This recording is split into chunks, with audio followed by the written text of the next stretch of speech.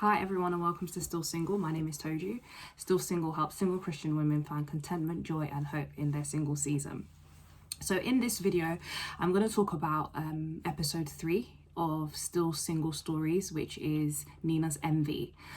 So these videos are basically a commentary of the sort of podcast storytelling thing that I've done, where it's one girl and one dilemma. And in this video, I'm just going to talk about like my motivations for writing it and what I think Nina should do, and what are some of the lessons that we can learn from these particular individuals and these particular characters. So I'm just going to go into it. I'm reading from my phone again, so if I'm looking down, that's the reason why. So I wrote Nina's Envy because I feel like jealousy is a thing when you're single. We don't really like to admit it, but I do think we do get jealous of other people because obviously they have something that we want. And of course, like, it's just something within you and you're like, oh, like I wish I had that. Oh, it's not fair that that person has this and I don't have it. And I also like made sure that when I wrote Nina's Envy, I sort of made her character a character that has like reasons why someone is not really qualified to be married. So I think she was saying that Fallon is like a new believer, or like she's not been like sexually pure and things like that, to kind of, I guess, disqualify her. And I want to sort of show that no matter what, like, people are getting married. And I think it's not good for us to be like, well, they shouldn't be married because they've only been a believer 1 year, or they shouldn't be married because their past is like this, or they shouldn't be married because of all these different reasons that people sometimes give. And sometimes we kind of can get a bit, I wouldn't, maybe conceited, where we're like, I do this, I serve, I tithe, I do everything I'm supposed to do, and sort of think, okay, that's like the criteria. And it's not, because God ultimately chooses to bless people how he wants to bless them. And I remember one time I had a dream, and the dream basically was, it was just God giving gifts. And once he had given the gift, he was like, I give the gifts in life how I want to give those gifts. And I think it's not for us to be like, it's not for us to sort of question God in how he gives gifts. And I think comparison is a big thing. And I think jealousy is sort of fueled by comparison. We often compare our lives to people in similar situations to us. We often compare our lives to like celebrities, or we just compare our lives to people who also are like us and have similar experiences or similar background or friends and stuff like that. And I feel like you kind of have to guard your heart against comparison to not propel into jealousy or envy. And it's difficult. But one thing I've done as well is, I think it's really important that we are what we take in, because I feel like there's a scripture, I don't have the name of it or the reference, but it's Jesus is saying that what defiles a person is not what comes out of them, but it's what is in them. And like the eyes are like a way of us seeing something, and then it's kind of within us, if that makes sense. So it's a case of, if I find the scripture, I'll put it in the comments, but it's kind of like, it's the heart. And I feel like sometimes we need to guard our hearts, because as singles, it's very difficult being single in this generation. Like social media, like you can't get away from it. YouTube, all these different places, couples everywhere, and it's not easy. And I think I made a video called, I was like, it's time for a media detox. I'll put the link in the description, because I think sometimes detoxes are good because we're not looking or scrolling through other people's lives and wanting what they have. I think a lot of Nina's emotion was self-pity.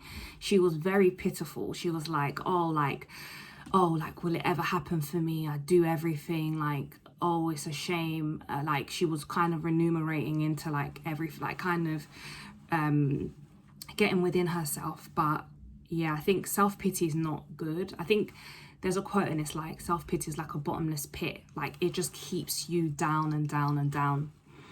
And I think even when it comes to like, just like how you feel about yourself, like singleness is not easy by any means. Like, it is a challenge. You go through attacks, you go through comparison, you go through people judging you, self-pity, other people's pity and the like. But I think how you see yourself is very important. And I think how you see yourself needs to always be biblical. So it needs to always be like the Corinthian scripture where it talks about, where Paul is like, I think it's best if people are single as am I. And I think it's good because you're reminding yourself of what God thinks about singleness rather than what you think about it. I think another thing another emotion I wanted to convey with Nina is the guy she basically liked is marrying her best friend. And I did that on purpose because I think, and I wanted to really legitimize Nina's feelings, because I think sometimes, when people are single, like there's good things, of course, and there's bad things, but a lot of our feelings are legitimate. Like, like sometimes you can often feel like, oh, like maybe there's something wrong with you, or you can often feel like, oh, like no one likes you. And those are legitimate feelings, like they're legitimate. I feel like when you're single, you sometimes get the short end of the stick. Like you might like someone and they don't like you back, and then they're with someone else, or you're always the single one, like everyone's always coupled up, and those are legitimate feelings. And I think God is close.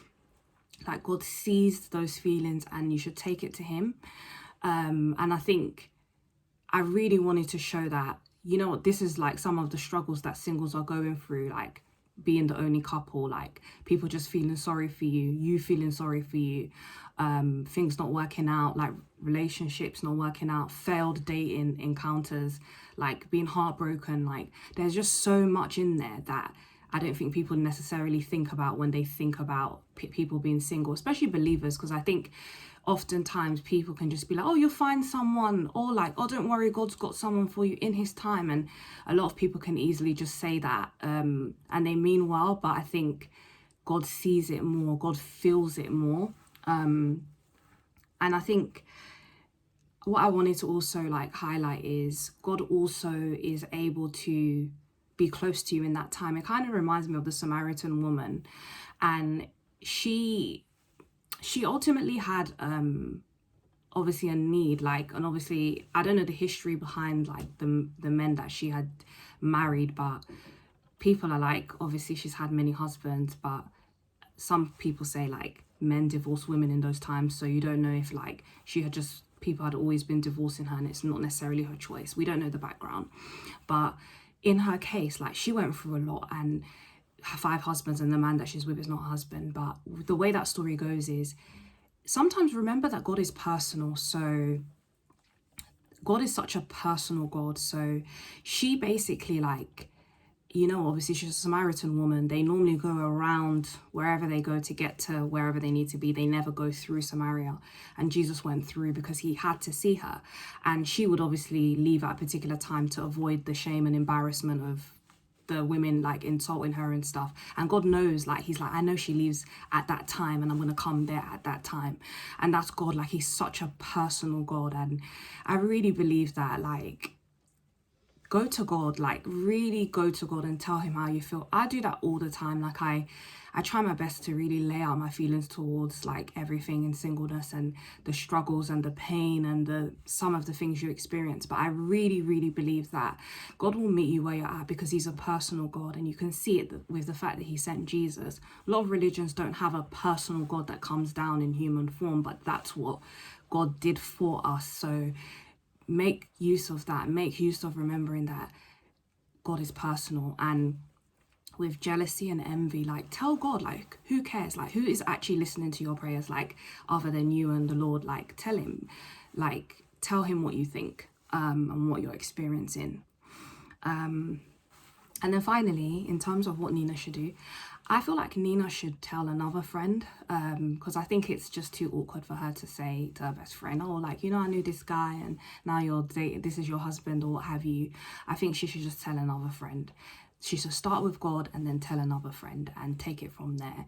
And then the Lord will help her and change her heart to be one that just releases all that emotion and is happy for her friend on her wedding day. I think that's what she'll just have to do. But yeah, it's not easy, but God cares and he's in control, and he really wants to meet you where you're at. But yeah, so that's that in summary. Of course, like watch the not watch, but listen to Nina's MV if you haven't already, and listen to watch the video of the media detox, because some good points are mentioned there. But anyway, I'll do another one for the other episode, and I'll do it until it finishes. So take care. Bye.